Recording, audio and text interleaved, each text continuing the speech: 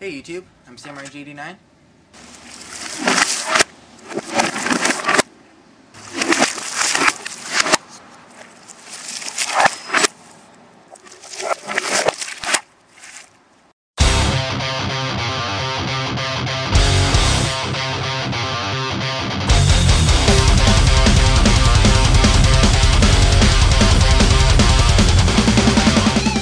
So Blackend1324 wanted me to do a vid on my Stiletto switchblade, so here it is. Fully automatic. I'll go over some of the specs of this knife first, and then I'll go over why I just really do not like this knife. But more on that later. So overall, this knife is 8 3/4 inches long. Pretty big. It's got a 3 3/4 inch blade with the cutting edge taking up about 3 inches of that. It's flat ground with a very thin, very small secondary grind on it, which I don't know, maybe you can see, very, very thin. The blade has a pretty good mirror polish on it. You can see my camera there. Yeah, but at the moment, not very sharp. I have doubts about how sharp you can actually get this thing, just because it's so cheap. But I'll show you quickly. It's made out of 440 stainless steel, so very, very low quality, very low end, cheap stainless. And also says EDC on there. Although I wouldn't consider taking this out as an everyday carry knife. Couple of reasons. One, you can't carry switchblades around where I live anyways, it's illegal. And two, this just really isn't a good EDC design. It's fairly light. It's an average weight for a folding knife, but really there's no real use for a design like this. This design is more made for, like, if you're gonna get in a knife fight or something, because it's got like a really thin blade that you can use for stabbing, and like really that's what these were made for. It was like for combat. So like using this EDC is like asking someone to carry this EDC is like asking someone to go out and look for a knife fight. So that's kind of stupid, and I don't know why they put EDC on here. It's just like another attributing factor to why that makes this such a cheap knife.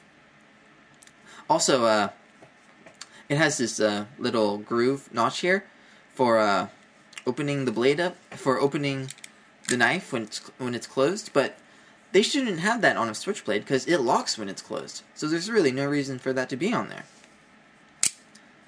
Okay, let me show you the handle quickly. It's got these cheap green handle inserts. It's hollow for the lock and for the button. 5-inch handle. So, as you could already tell, I don't like this knife, really. Like I already showed you, the blade, it says EDC, it's got cheap steel, it doesn't keep an edge very well. Oh yeah, really quickly, let me just show you. I don't know if you can tell, but the cut was pretty rough. Not very clean at all. But, so edge and edge retention, I've got doubts on.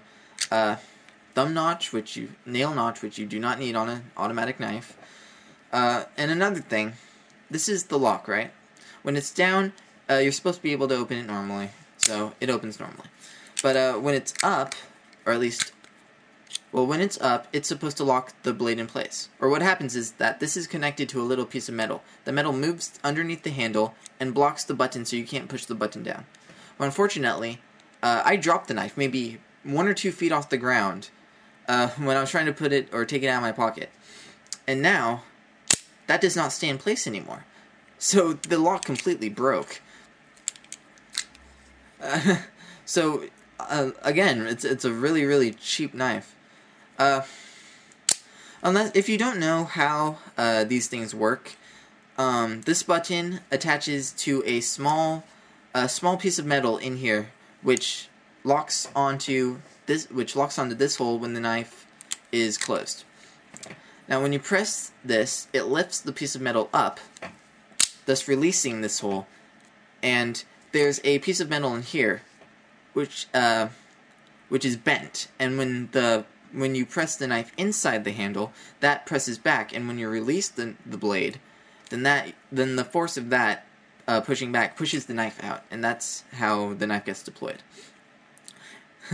And if you don't know how these knives close, I've had this problem where, like, I show it to people and they open it and they can't figure out how to close it. So there's this disc on the back of the blade, on the back of the handle. And there's also the blade has this notch in it, or this cutout rather. That goes into this plate here. To release it, you press this sideways, which as you can see pushes the plate out, thus releasing the blade. Okay, I got this for $25 at a site which no longer exists.